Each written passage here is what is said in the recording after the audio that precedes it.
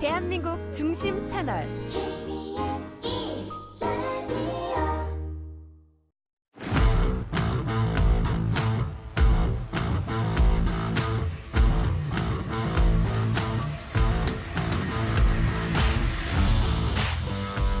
한상원의 스포츠.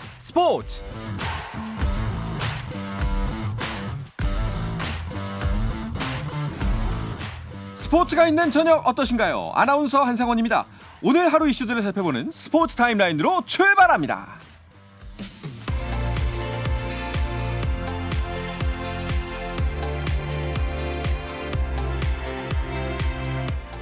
올림픽 축구대표팀이 올해 첫 경기에서 오만을 제압했습니다.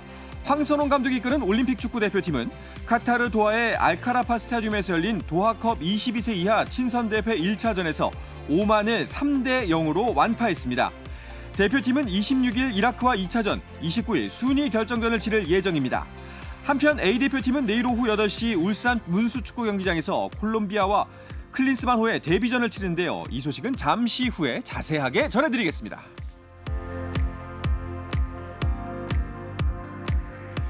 대표팀에 소집 중인 이탈리아 나폴리의 김민재가 세리에-A 3월의 선수 후보에 올랐습니다.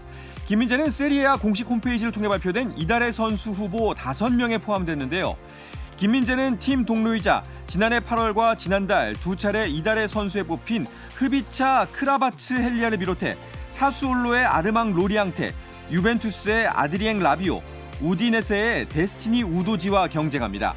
지난해 9월 아시아 국적 선수로는 최초로 세리에-A 이달의 선수에 선정됐던 김민재는 이번 시즌 두 번째 수상에 도전합니다.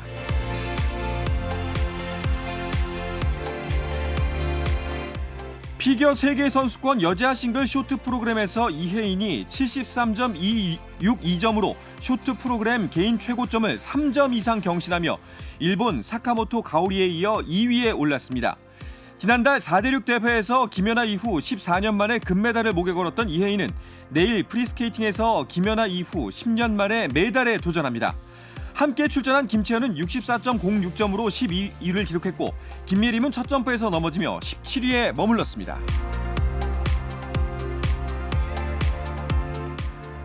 프로야구 롯데가 미성년자 대상 범법행위로 검찰 조사를 받고 있는 투수 서준원을 방출했습니다. 롯데 구단은 서준원이 미성년자 대상 범법행위로 경찰 조사를 받았고 현재 검찰로 이관되었음을 확인했다며 기소 여부와 관계없이 최고 수위 징계인 퇴단을 결정했다고 밝혔습니다.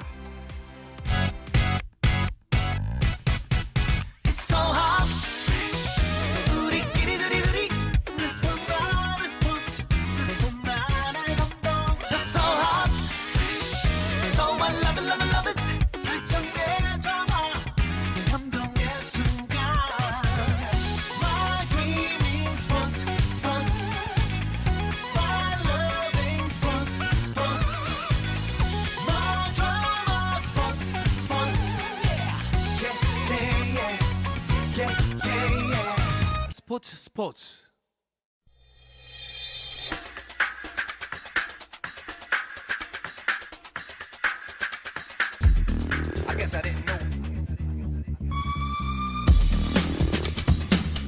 목요일에 나누는 해외 축구 이야기 해축통신 시작합니다. 오랜만에 박찬하 해설위원이 나오셨습니다. 어서 오십시오. 네, 안녕하세요. 네, 오랜만입니다. 네, 잘 반갑습니다. 지내시죠? 네. 네.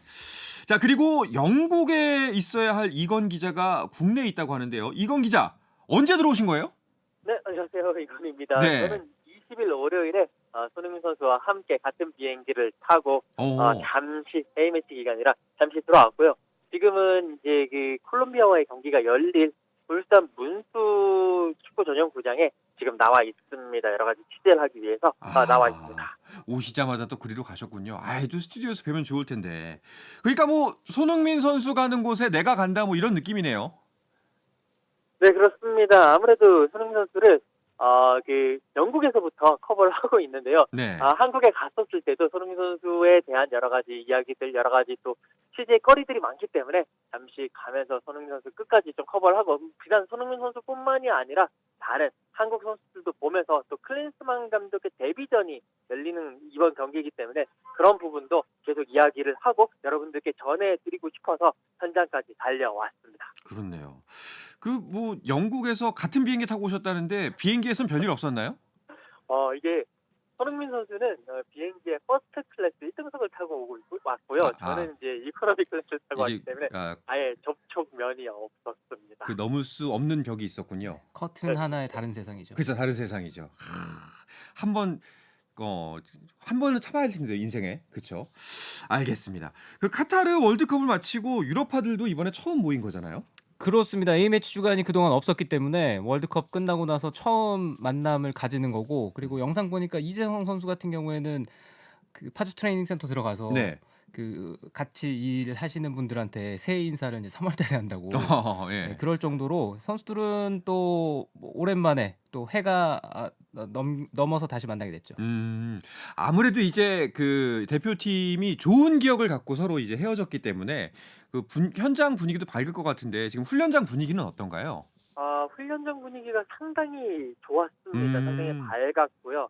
일단 이곳 울산이 살짝 비가 내리기는 했지만 비가 내리는 것과는 관계없이 선수들이 모두 웃으면서 훈련을 소화하는 모습이었고, 오늘은 이제 경기 하루 전에 훈련을 한 15분 정도 미디어에게 공개를 하는데, 그때도 웃음꽃이 계속 피어나오면서 네. 아무래도 그 전까지도 대표팀 분위기가 좋았고 16강까지 월드컵에서 16강 갔기 때문에 그 좋은 분위기, 그 대표팀의 주축들이 거의 다 왔기 때문에요. 그런 분위기를 계속 이어가는 모습. 여기에 클린스만 감독도 상당히 선수들에게 젠틀하면서도 잘 대해주는 모습을 보이고 있기 때문에 상당히 분위기가 좋았다고 말씀드릴 수 있고, 클린스만 감독 그 기자회견을 좀 들었는데 선수들 모두 수준이 높다. 특히나 공격수들이, 아무래도 클린스만 감독이 또 공격수 출신이다 보니까 공격수에 대한 이야기를 했는데, 공격수들이 그런 골을 넣고 싶어하는 열망이 상당히 컸다라고 이야기를 했고요. 또 이강인 선수에 대해서도 이런 선수를, 너무 좋은 선수고 이런 선수를 지도할 수 있어서 영광이다라는 그런 평가들까지 내리기도 했습니다. 네, 아무래도 이번 A매치 대표팀 명단은 월드컵 명단이랑 거의 다를 게 없어가지고 선수들끼리는 생소할 것도 없을 것 같긴 해요. 사실상 같다고 보시면 될 것 같고요. 네. 홍철 선수만 부상으로 참가를 못했고 그 자리를 이기재 선수가 대신하고 있는데, 그런 변화를 빼놓고는 오영규 선수도 같이 이 훈련 갔었죠. 멤버로 현지에 갔었잖아요. 네, 그러니까 뭐 같은 얼굴이라고 생각을 하셔도 될 것 같습니다. 네. 다만 달라진 것이 있다면 이제 아까 말씀하셨지만 그 코칭 스태프 및 감독이 달라진 건데, 어떻게 선수들은 그런 부분에 있어서 좀 어떻게 생경해 하나요? 아니면 좀 친해졌나요? 이제 선수들이 소집이 되고 난 다음에 선수별로는 조금씩 다르지만 대체적으로 이틀이나 사흘 정도 지났습니다. 하지만 이제 코칭 스태프들과 제일 처음에 약간 서먹서먹한 분위기도 있었지만 금방 친해진 그런 모습이고, 네. 계속 말씀드리지만 훈련하기에 앞서가지고 선수들이 나와가지고 몸을 풀면서 코칭 스태프들이랑 여러 가지 이야기도 나누고 웃는 선수도 있었고 여러 가지 농담 나누는 그런 모습도 있었거든요. 그렇기 때문에 크게 선수들과 그리고 코칭 스태프들 간에 낯가리는 그런 모습은 없는 것 같고요. 계속 잘 융화되면서 한 팀으로 나아가고 있는 그런 모습을 보이고 있습니다. 네. 클린스만호 1기의 주장도 손흥민이 다시 맡았죠. 네, 그렇습니다. 클린스만 감독 당연히 또 손흥민 선수 선임을 했는데, 지금 현재로서 대표팀의 선수 구성을 보게 되면 손흥민 선수를 능가할 만큼의 리더십이라든지 선수단 장악 능력을 가진 선수는 없고, 특히나 또 클린스만 감독 입장에서도 손흥민 선수를 계속 이제 클린스만 감독이 BBC라든지 여러 가지 CBS 스포츠라든지 이런 곳에서 해설위원을 많이 했는데, 그 해설을 할 때마다 한국 경기를 할 때는 손흥민 선수 칭찬을 상당히 많이 했거든요. 그렇기 네. 때문에 손흥민 선수에게 주장의 책임을 확실하게 맡겼고, 이 대표팀이 벤투 감독 아래에서 월드컵 16강이라는 업적을 일궈냈기 때문에 클린스만 감독 입장에서도 그러한 분위기를 계속 이어가면서 연착륙을 시켜야 되거든요. 그렇기 때문에 손흥민 선수의 그런 선수단 장악 능력, 그리고 그런 주장으로서의 능력, 이런 것이 필요한 상황이다. 그래서 당연히 손흥민 선수를 다시 주장으로 재신임을 했다라고 볼 수가 있겠습니다. 네. 뭐 지금까지 얘기를 종합해 보면은 마치 대표팀의 분위기는 요즘 날씨처럼 따뜻하고 훈훈하고 다 좋은데, 한 가지 아쉬운 점이 있다면은 황희찬 선수가 부상으로 하차했습니다.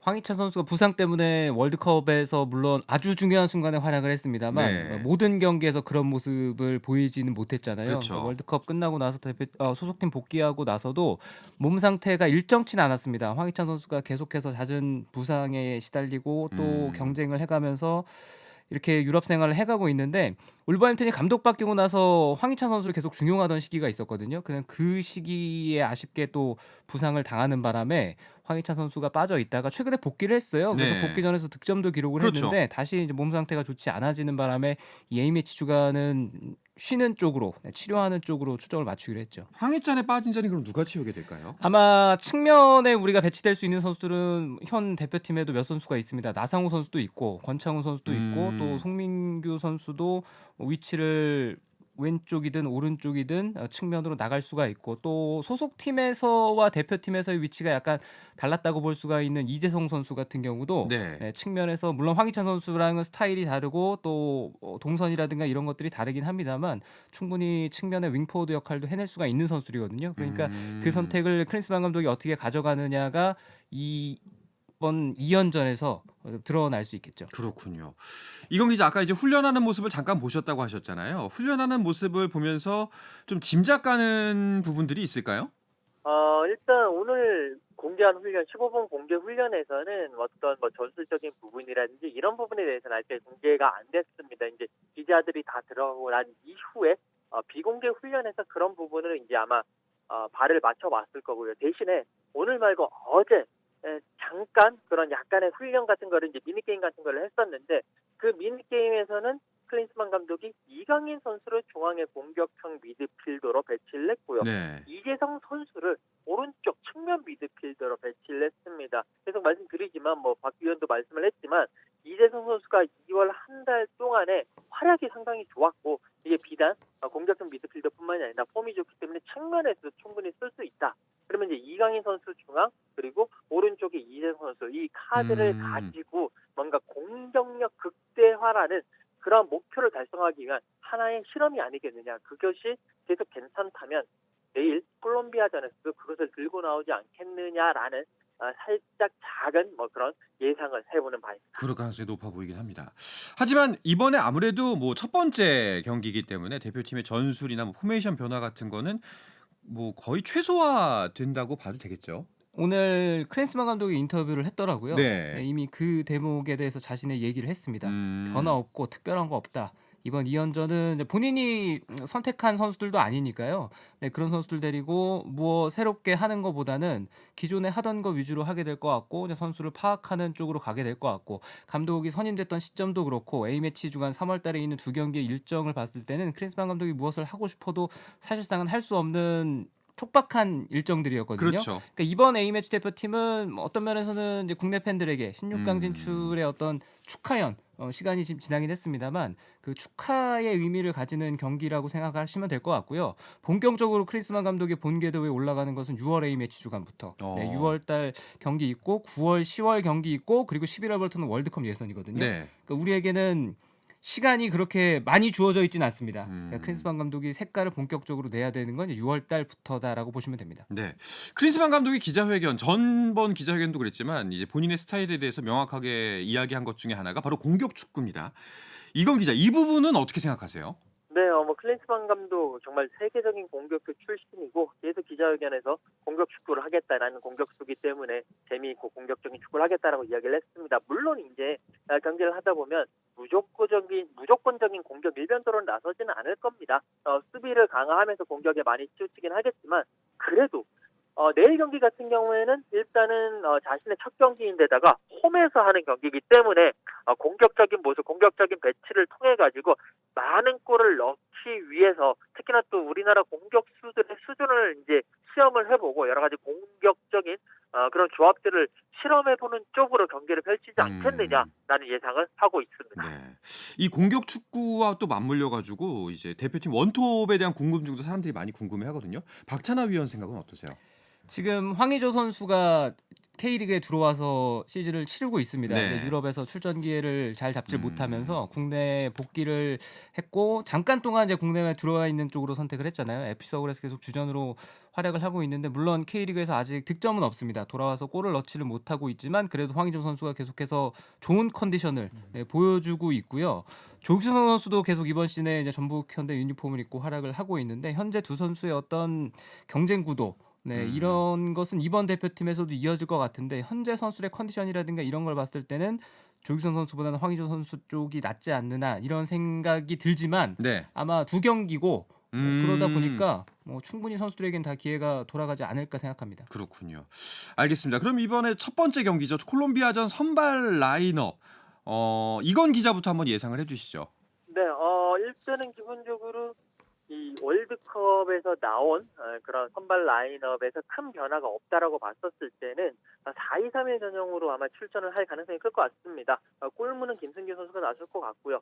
포백에는 왼쪽 라인부터 김진수, 김영광, 김민재, 김문환 선수가 포백을 구성을 할 것 같고, 허리에는 이제 황인범 선수와 정우영 선수가 나서고, 이제 그 공격 2선에 이제 손흥민 선수, 그리고 중앙 공격형 미드필더에는 이강인 선수, 그리고 오른쪽 윙어에는 이재성 선수가 나설 가능성이 좀 높아 보입니다. 그리고 이제 원톱 자리가 가장 관건인데, 물론 조규성 선수, 황의조 선수 상당히 좋은 선수지만 저 개인적인 예상으로는 두 선수의 경기력이 지금 완벽하지 못한 상황이기 때문에 의외로 지금 가장 폼이 좋고 상당히 상승세를 타고 있는 오형규 선수를 선발로 내세울 가능성도 있지 않겠느냐라는 생각도 조심스럽게 해봅니다. 박찬호 위원은 어떻게 생각하세요? 저도 뒤에 그러니까 골키퍼부터 수비 4명까지는 우리 김5 있잖아요. 네. 김. 네. 다섯 명의 이제 김 선수들이 네. 나설 것 같고 미드필더도 정우영 선수, 황인범 선수, 그리고 이강인 선수, 손흥민 선수, 이재성 선수까지 동일하고 저는 원스트라이커로는 황의조 선수가 선발 출전을 하게 될 거라고 예상을 해요. 뭐 이제 황의조 선수의 활용도에 따른 의도가 녹아 있는 것 같다는 생각이 듭니다. 그렇죠. 예. 그리고 오영규 선수 얘기도 해주셨습니다만 제가 오영규 선수 얘기를 안 드렸잖아요. 네. 스트라이커가 3명인데 경기가 2경기고 그리고 180분 경기고 교체 카드를 충분히 쓸 수 있다는 점에서는 아마 각기 좀 다른 스타일들이거든요. 네. 그러니까 클린스만 감독이 보고 또 본인이 공격수 출신, 세계적인 스트라이커 출신이기 때문에 선수들의 이제 장단점, 특히나 공격수들에 대한 파악은 다른 포지션보다 훨씬 더 빠를 거예요. 알겠습니다. 그것도 또 일리가 있어 보입니다. 이건 기자, 혹시 선수들이 클린스만 감독에 대해서 이야기하는 것들을 취재하셨나요? 네, 선수들에 대해서 이제 여러 가지 클린스만 감독에 대한 멘트들을 달라라는 그런 질문들이 많이 있었는데 네네. 대부분 이제 클린스만 감독에 대해서 선수들은 상당히 큰 기대감을 가지고 있고 이제 사실 지금 이제 대표팀 선수들의 대부분이 클린스만 감독이 현역으로 뛰었을 당시는 거의 못 본 선수들이 대부분이긴 하거든요. 클린스만 감독이 그렇죠. 80년대, 예. 90년대이기 때문에 그럼에도 불구하고 클린스만 감독이 현역 시절에 엄청난 스트라이커였다는 것을 인지를 하고 있고 여러 가지 동영상 사이트를 통해 가지고 그때의 모습을 보면서 큰 영감을 받았다라고 이야기를 하고 있습니다. 그리고 이제 선수들이 이제 한 사흘 정도, 이틀에서 사흘 정도 클린스만 감독과 여러 가지 훈련을 많이 했는데 그러면서 선수들에게 잘해주는 감독이고 자율성을 많이 주는 감독인 것 같다라는 그런 평가도 있고요. 아직 이제 다만 이제 훈련에 대한 차별성, 그러니까 벤투 감독과의 차별성은 아직까지는 모르겠다라는 쪽의 의견들이 대부분인 것 같습니다. 알겠습니다. 자, 올해 우리나라의 첫 번째 A매치 콜롬비아전입니다. 내일 펼쳐지는데요. 일단은 콜롬비아가 어떤 팀인지 좀 더 자세하게 알면 경기를 재밌게 볼 수 있을 것 같아요. 콜롬비아는 어떤 축구를 하는 팀인가요?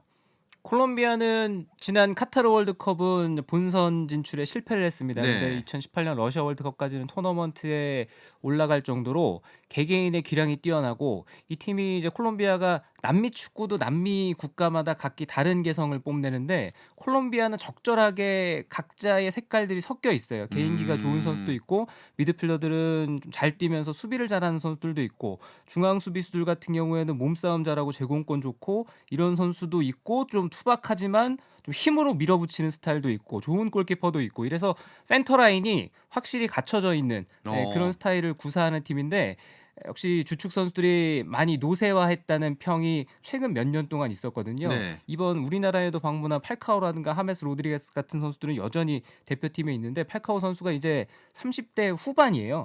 곧 있으면 40입니다.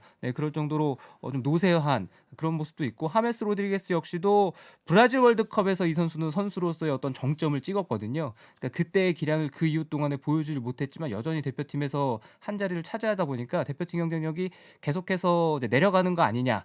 그런 우려가 있었는데 그게 2018년까지는 괜찮았거든요. 네. 근데 19년부터 해서 이제 남미 예선을 치르면서 좀 경쟁력이 많이 줄어들긴 했어도 그래도 남미에 속해 있는 국가고 선수들 개개인 떼놓고 봤을 때는 좋은 팀에서 뛰고 있는 선수들이 아직도 즐비합니다. 그렇군요. 알겠습니다. 자, 콜롬비아와의 경기를 치른 후 다음 상대는 우루과이 대표팀입니다. 우루과이 대표팀은 일본과 평가전을 치른 후에 우리나라에 입국을 하게 되는데요. 아시아 지역을 비롯해서 세계 곳곳에서 대표팀 경기들이 이어지고 있습니다. 자, 이야기는 잠시 쉬었다가 와서 계속해서 나누겠습니다.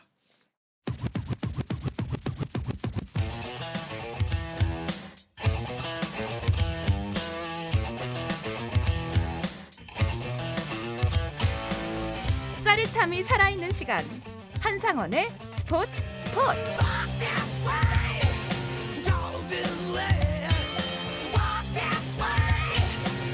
해외 축구 이야기 해축통신. 오늘은 3월 A매치 소식을 중심으로 이야기 나누고 있습니다. 박찬하 축구 해설위원이 스튜디오에 나와 계시고 이건 기자가 영국 런던이 아닌 대한민국 울산에서 함께하고 있습니다. 이건 기자, 그러면은 이번에 들어오셨으니까 우루과이전까지는 계속 계시겠네요. 네, 그렇습니다. 다음 주 화요일에 열릴 서울 올림픽 경기장에서 열리죠. 우루과이와의 대표팀 평가전까지 취재를 한 이후에 다시 주말에 돌아가서 프리미어리그 재개되는 프리미어리그 29라운드 경기를 또 현장에서 커버할 예정입니다. 네, 우루과이가 아까 말씀드렸던 것처럼 일본을 거쳐서 우리나라로 오는데 그 명단이 발표됐는데 주축 선수들이 많이 빠졌더라고요. 우루과이는 현재 정식 감독을 아직 선임을 못했습니다. 그래서 음. 마르셀로 브롤리라는 임시 감독이 대표팀을 지휘를 하고요.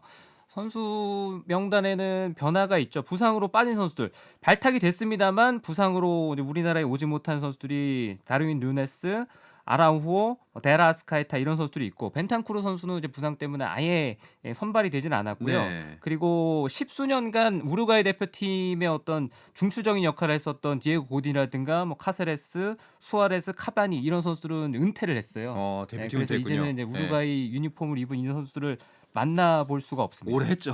네. 자, 다른 지역들에서도 A매치들이 이어질 텐데 그 아르헨티나의 경기 일정도 많이 궁금해하시더라고요. 이건 기자, 아르헨티나는 어떤 일정 갖고 있죠?